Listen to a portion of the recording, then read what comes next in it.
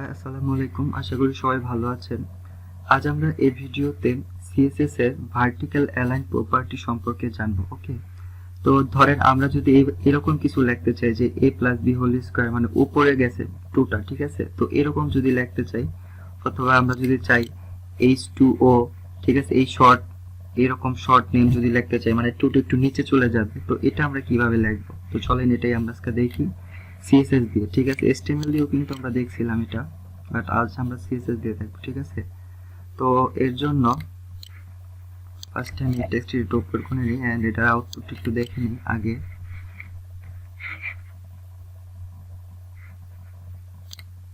ওকে, এটা হচ্ছে আগের আউটপুট। তো আমি একটু ছোট করে নিই এটা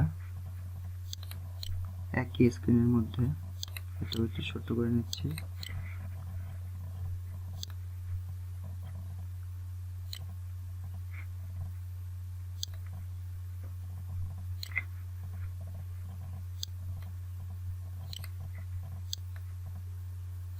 ওকে, তো চলুন আমরা গত ভিডিও এই পর্যন্ত ছিলাম, এইগুলো আমরা একটু ডিলিট করে দিই ফার্স্টে সিএসএস এর সেকশনটা, দেন আমরা এইটা প্যারাগ্রাফটাও আপাতত ডিলিট করে দিই, ঠিক আছে।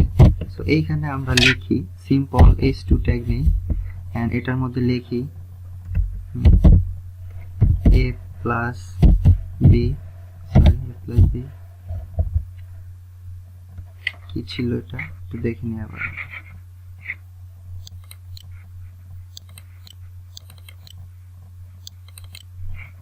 যেরকম ছিল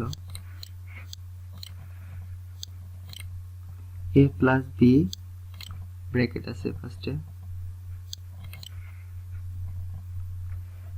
পর হোল স্কয়ার, ওকে, সমান। তো এইটা আমরা লিখলাম। আর একটা যদি আমরা লিখি H2O, ওকে, বাট এটার আমরা যদি আউটপুটটা এখন দেখি তাহলে দেখেন কি হয়।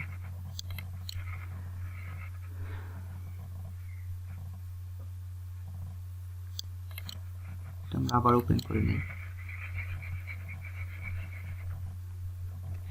ওকে, সিম্পল এটার আউটপুট এটা, বাট আমরা কিন্তু চাচ্ছি যে টুটা একটু নিচে আসবে এন্ড এই টুটা একটু উপরে যাবে, ঠিক আছে। সো এইটা আমরা HTML এর সাব আর সুপার ট্যাগ দিয়ে দেখছিলাম, তাই না? তো এবার আমরা যদি HTML ছাড়া শুধু CSS দিয়ে করতে চাই তখন আমরা কি করব? এই জন্য আমাদের ধরেন ফার্স্টে আমরা যে CSS এর ক্লাস সিলেক্টর দেখছিলাম সেটার হেল্প নিব আমরা, ঠিক আছে। সো এই জন্য আরেকটা ট্যাগ আছে HTML এর, সেটা হচ্ছে, আমি একটু দেখাই নিই আপনাদের, সেটা হচ্ছে স্পান। ওকে, এটা হচ্ছে সিম্পল একটা ট্যাগ, আপনি এটা যে কোনো ট্যাগের ভিতরে এটা ইউজ করতে পারেন, ঠিক আছে, আপনি CSS অ্যাপ্লাই করার জন্য। সো আমরা সিম্পল এই টুটা স্পান ট্যাগের ভেতরে দিয়ে দেব, একটা স্প্যান ট্যাগ নিব, সরি এটা এইখানে স্প্যান ট্যাগ দিব এন্ড এইটার ভিতরে আমরা শুধু স্প্যান ট্যাগ ওপেন ক্লোজ করব এন্ড এইটার ভিতরে শুধু টু দিয়ে দিব, ঠিক আছে। এন্ড এটার এইখানেও সেম, এখানে আমি একটা স্প্যান ট্যাগ দিব, স্প্যান ট্যাগ ওপেন এন্ড টুর পরে স্প্যান ট্যাগটা ক্লোজ, ঠিক আছে, সিম্পল। তো দেখেন এটার আউটপুট যদি এখন দেখেন আপনি, একটা কোশ্চেন মার্ক চলে এসেছে, ওকে, বাট এখনো কিন্তু এটা হলো না, ঠিক আছে, যেরকমটা সেরকমই আছে। বাট আপনি যদি এটাকে ওরকম ইফেক্ট দিতে চান তাহলে আপনি সিম্পল আমরা যে ক্লাস সিলেক্টর করেছিলাম, সিম্পল আপনি স্পেনের মধ্যে একটা ক্লাস নেন, ওকে, এন্ড এই ক্লাসের যে কোনো একটা নাম দেন আপনি আপনার ইচ্ছা মতো, ঠিক আছে। আমি এখানে FC1 দিচ্ছি, এখানে আপনি আপনার মনের মতো নাম দিতে পারেন, আপনারা জানেন ক্লাস, মানে আপনার বোঝার সুবিধার্থে আপনি যে কোনো নাম এখানে দিতে পারেন, ঠিক আছে। শুধু মনে রাখবেন যে কোনো লেটার দিয়ে নামটা শুরু করবেন, ঠিক আছে, নাম্বার দিয়ে না, নামের ভ্যালুটা, ওকে। তো আমি দুটো ক্লাস নিয়ে নিলাম। এখন যদি আমি ক্লাসগুলোকে সিম্পল টার্গেট করি, ঠিক আছে, FC1 এটা ক্লাস এন্ড ভ্যালু দিয়েছি আমি, সো এই ক্লাসটাকে টার্গেট করলাম। এখানে এখন আমি দেব ভার্টিক্যাল অ্যালাইন যদি আমি এটাকে সাব দেই তাহলে দেখেন এর নিচে নামবে, এটা সুপার দিতে হবে, সুপার সুপার দিলে টেক্সট একটু উপরে উঠে যাবে, ঠিক আছে।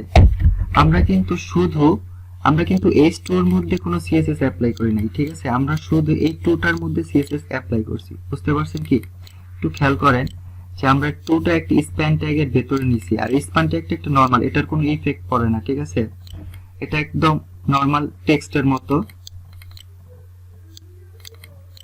ওকে, তো এটা দিয়ে আমরা CSS ইউজ করার জন্য এটা খুব ইউজ করা হয়, ঠিক আছে, এরকম ক্লাস আইডি নেওয়ার জন্য অনেক ইউজ আছে এটা। স্প্যান ট্যাগের ভিতরে সিম্পল আমরা টুকটাকে রাখছি, রাখার পরে সিম্পল এটাকে একটা ক্লাস দিছি, আমরা ক্লাসটাকে ধরে সিলেক্ট করে আমরা সিম্পল, যেহেতু এটা ক্লাস তাই এর আগে আমরা একটা ডট দিছি, ঠিক আছে, আর এটাকে সিম্পল ভার্টিক্যাল অ্যালাইন সুপার করে দিছি, সো এই জন্য এটা উপরে চলে গেছে। সো আমরা যদি এখন এই টুটাকে একটু নিচে নিতে চাই তাহলে আমরা এটার ক্লাসকে টার্গেট করব।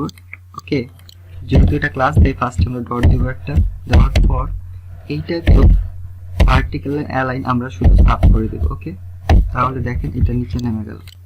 ওকে,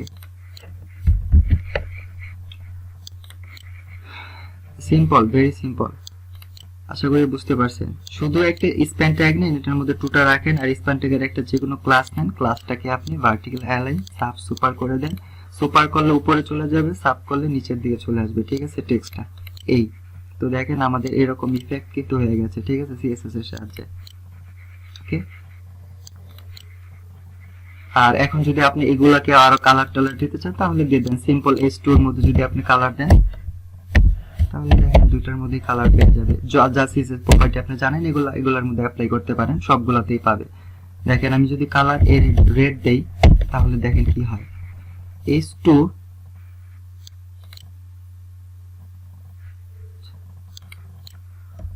দেখেন H2 কিন্তু ফুল রেড হয়ে গেছে, কারণ H2 এর ভেতরে যত ট্যাগই থাকুক সবই রেড হয়ে যাবে। আমরা কিন্তু আগেও দেখছিলাম বডির কালার যদি আমরা রেড দেই তাহলে H2 P জাস্ট সব কিন্তু কি হয়ে যায়, ওইটাই রেডি হয়ে যায়, ঠিক আছে, ওই রকম, অথবা যে কালার দিয়েছেন সেটা হয়ে যায়। সো এটা সিম্পল সেরকম। সো H2 কে আপনি যেহেতু টার্গেট করে কালার দিয়েছেন, H2 এর ভিতরে যত এলিমেন্ট আছে সবগুলাই আপনার কি বলে কালার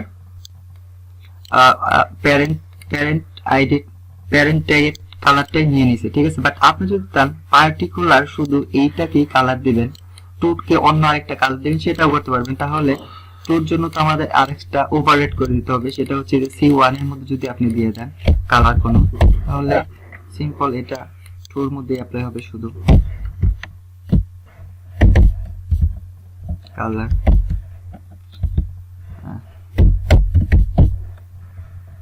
ইয়েলো দেই, সরি ইয়েলো। ওকে, দেখুন